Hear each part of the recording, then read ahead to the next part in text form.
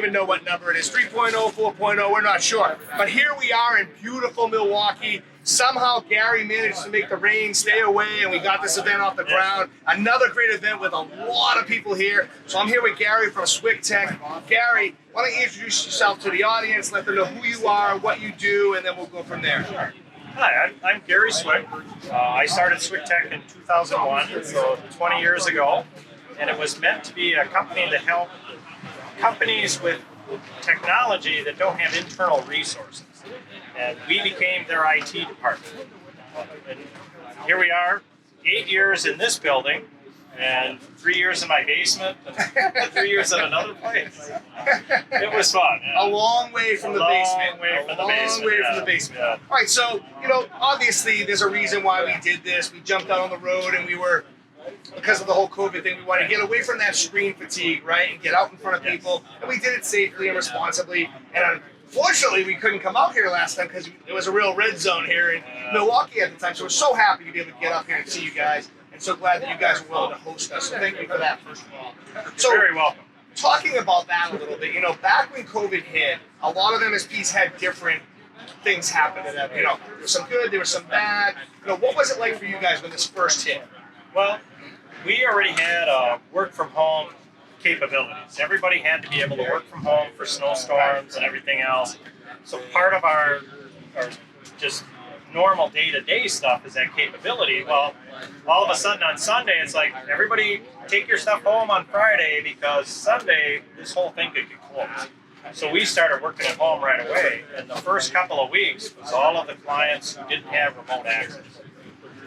So we did a lot of that for the first couple of weeks. And the big impact for us was the delay in projects. We had a number of projects scheduled, but all of a sudden it's like, well, we need to delay it. We can't get people in the office, let's hold off. But it's all come back now. We're getting to the point now where we're starting to do client visits again. Nice. We're just now starting to come back to the office, so this event was great. Oh, thank you. It was a great opportunity to see people that we haven't seen in months. There's a few people here that have had babies, and we haven't even seen the babies. Oh.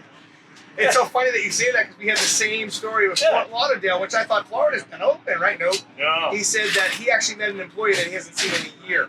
Oh, really? So I was like, this is great, right? To be able to say, to have that story. And that was just the last tour. We still had to have the masks on and still had to do all that. So, yeah, we're making leaps and bounds now, right? So for your experience then, it was a good experience because it kind of pushed the people that were not ready to go and had to go, right? And had to make that jump.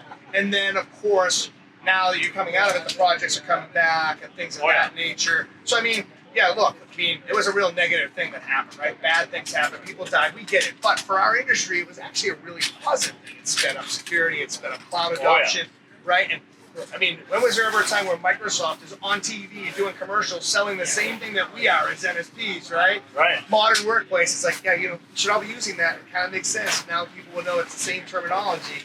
So, what are your plans for the future now? I know that you probably had to rush to get a lot of these people working from home, so there's probably some security things you need to revisit now that things are coming back open. What are your next steps? Well, our next steps is the announcement from the government for if you're going to work for the government in the supply chain, you have some very high-tech standards that you have to meet. And we had already started implementing a lot of those standards. So now we're going through the final steps to get certified to implement those standards. And for our existing clients, it's maybe 1 or 2 steps to get them there. Right. But for new clients, it could be 30, 40 steps. So we're really excited about that. We had a definite slowdown during COVID, but now things, as the economy opens up, we just got to take off our face masks Yes, we're all 2 days ago, and I'm like, yay, finally. Yeah, so we it's did a lot good. of We don't this. have that. I can see you smile now. We did a lot of I don't this. like to pretend. Yeah, we did a lot of this going into places. Yeah, no, I get it 100%. It's great for us too. Again, still being socially responsible and staying, keeping the distances, but it is nice to see that people are smiling. Because we could have been doing this interview the whole time. We could have been like, no, I wouldn't. It was fun. I'm glad you guys came out here for this because it was great to be outside. I know our people liked it. We had more people in the office today than the last 6 months. Yeah, the secret's, Usually there's only three or secret's free four. beer and food, right? I mean, that's Well, really yes, that helps. Well, Gary, again, really appreciate all that you do in the community. Appreciate you hosting this so we can bring everybody together. And of course, you know, the charity, bringing the food out, Yes, taking that out to your local charity. Really, really important. Love that stuff. So, again, thank you for being a great PAX8 partner. Thank Love you. guys. I love PAX8. Thank you very much. All right, guys, we're Thanks a out. lot. Thanks for coming to Channel Strong.